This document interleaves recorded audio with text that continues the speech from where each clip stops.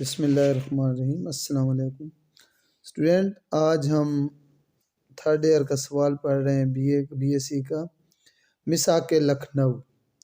Page number 68 پہ ہے ہماری بک پیج۔ مساک لکھنؤ کا سب سے پہلے ہم پس منظر آپ کو بتاتے ہیں۔ سال 1913 میں قائد اعظم کانگریس کے ساتھ ساتھ مسلم لیگ کے ممبر بن گئے تھے۔ اپنی سیاسی زندگی کے اس دور میں وہ ہندو مسلم اتحاد کے بہت بڑے حامی تھے اور اس اتحاد کو وہ ہندوستان کے تمام مسائل کا حل سمجھتے تھے۔ قائد اعظم کو اس اتحاد کی وجہ سے مسلم لیگ کانگریس کا سفیر بھی کہتے تھے۔ قائد اعظم کی کوششوں سے دسمبر 1915 میں مسلم لیگ اور کانگریس کے اجلاس بیک وقت ممبئی میں منعقد ہوئے۔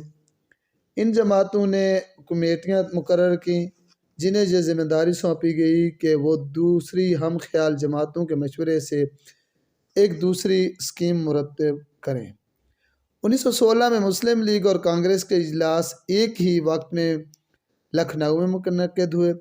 دونوں جماعتوں کی دستوری کمیٹیاں جو تجاویز مرتب کر چکی تھیں، انہیں ایک قرارداد میں سمو کر اپنے اپنے اجلاس میں اس کی منظوری دی۔ اس متفقہ قراردادوں کو بعد میں مساک لکھنؤ یا معاہدہ لکھنؤ یا لکھنؤ پیکٹ کا نام دیا گیا ہے۔ 1916 میں یہ مساک لکھنؤ وجود میں آیا تھا، ہوا تھا۔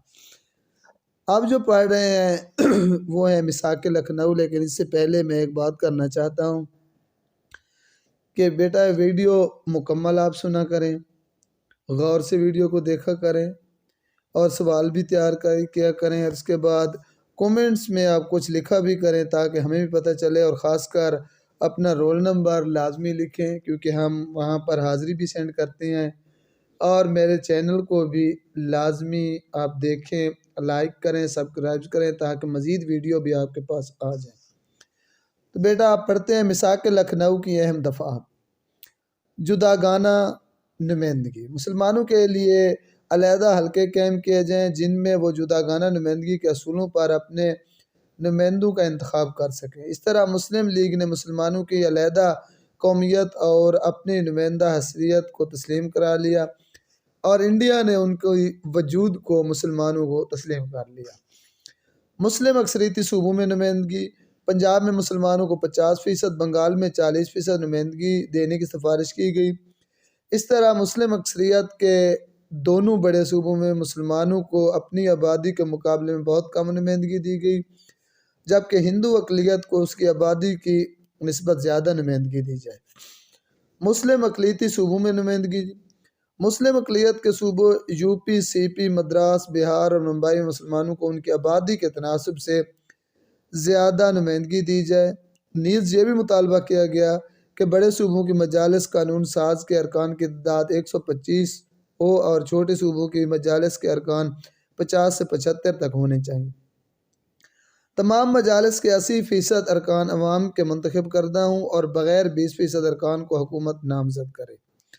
مرکزی اسمبلی میں نمائندگی، تجویز میں کہا گیا کہ مرکزی قانون ساز اسمبلی امپیریل لیجسلیٹو کونسل، جو اس وقت کی تھی مرکزی قانون ساز اسمبلی، کے منتخب ارکان میں سے 1/3 مسلمان ہوں گے جنہیں جداگانہ انتخاب کے ذریعے چنا جائے گا۔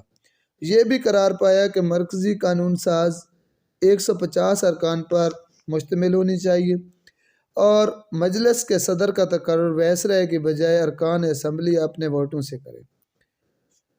حق استطراء یعنی کہ ووٹ دینے کا حق، تجویز میں کہا گیا کہ اگر کسی قانون ساز اسمبلی میں کوئی غیر سرکاری ممبر ایسی قرارداد مسودہ پیش کرے جو کسی خاص فرقہ سے متعلق ہو اور اس فرقے کے ممبران کی 3/4 تعداد سے اپنے فرقے کے لیے ناقابل قبول قرار کر دیں تو ایسے مسودہ یا قرارداد پر بحث نہیں ہوگی، یعنی کہ اسے مکمل طور پر استرداد ضائع کر دیا جائے گا، رد کر دیا جائے گا۔ تحریک التوا اور ضمنی سوالات کا حق، دونوں جماعتوں نے حکومت سے مطالبہ کیا کہ مرکزی اور صوبائی مجالس کے اراکین کو تحریک التوا اور ضمنی سوالات پوچھنے کا حق ملنا چاہیے۔ وائسرائے کی انتظامی کونسل اس کونسل میں نصف ارکان ہندوستانی ہونے چاہیے جنہیں مرکزی اسمبلی کے ارکان منتخب کریں۔ صوبائی انتظامی کونسلیں، ان کونسلوں کے نصف ارکان ہندوستانی باشندے ہونے چاہیے جن کو صوبائی ارکان منتخب کریں۔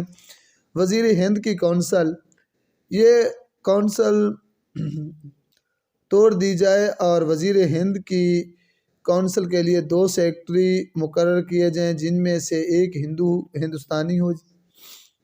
صوبائی خود شماری، اس اصول کے تحت یہ تسلیم کیا جائے کہ صوبائی اسمبلیوں کو اپنے مالی امور پر مکمل کنٹرول حاصل ہونا چاہیے۔ عدلیہ اور انتظامیہ کی علیحدگی، عدلیہ کو انتظامیہ سے علیحدہ کیا جائے اور کسی بھی انتظامی افسر کو عدالتی اختیارات نہ دیے جائیں۔ میثاق لکھنؤ کی اہمیت۔ میثاق لکھنؤ سے مسلمانوں کو سب سے بڑا نقصان یہ ہوا کہ ہندوستان کے جن 2 صوبوں پنجاب اور بنگال میں وہ اکثریت میں تھے ان کو اقلیت میں تبدیل کر دیا گیا، کیونکہ 50% اور 40% وہاں پر مسلمانوں کی نمائندگی دی گئی۔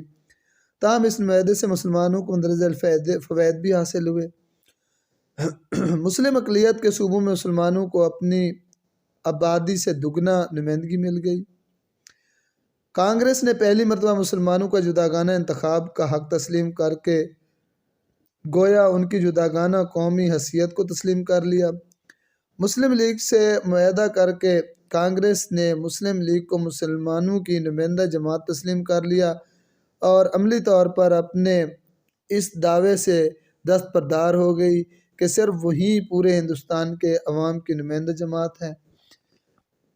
کانگریس مرکز میں مسلمانوں کو ان کی تعداد سے زیادہ یعنی 1/4 کی بجائے 1/3 نمائندگی دینے پر رضامند ہو گئی۔ اگر ان تجاویز کو آئین کا حصہ بنا لیا جاتا تو مسلمانوں کو یہ تحفظ حاصل ہو جاتا کہ ہندو محض اپنی عدوی اکثریت کی وجہ سے مسلمانوں کے قومی مفادات اور مذہب کے خلاف کوئی قانون بنانے کے قابل نہ رہتے۔ میثاق لکھنؤ قائد اعظم کی سیاسی بصیرت کا شاہکار جی۔ اس زمانے کے حالات کے مطابق میثاق لکھنؤ کی منظوری مجموعی طور پر مسلمانوں اور ذاتی طور پر قائد اعظم کی ایک بہت بڑی کامیابی تھی۔ اس پر مسٹر سروجی ننڈوے نے انہیں ہندو مسلم اتحاد کا سفیر قرار دیا تھا، لیکن ہندوؤں کے انتہا پسند لیڈر کبھی کسی ایسے کام کو پسند نہیں کر سکتے تھے جس میں مسلمانوں کو فائدہ ہو، اس لیے بہت جلد کانگریس ہی کے اندر میثاق لکھنؤ کی مخالفت شروع ہو گئی اور یوں کانگریس اس معاہدے پر زیادہ دیر قائم نہ رہ سکی۔ قائد اعظم نے میثاق لکھنؤ جب ختم ہوا تو یہ حالات دیکھے تو مکمل طور پر کانگریس کو خیر باد کہا اور مسلم لیگ میں پراپری طور پر آ گئے۔ پراپر طور پر مسلم لیگ میں آنے کے بعد قائد اعظم نے کہا کہ کبھی بھی ہندو اور مسلمان اکٹھے نہیں رہ سکتے۔ تو بیٹا یہ ہمارا آج کا سوال تھا۔ امید ہے پھر بھی میں آپ کو آگاہ کر دوں کہ آپ یہ سوال مکمل میری ویڈیو دیکھیں گے اور سوال مکمل طور پر تیار کریں گے۔ جلد ملاقات ہوگی بیٹا، اللہ حافظ۔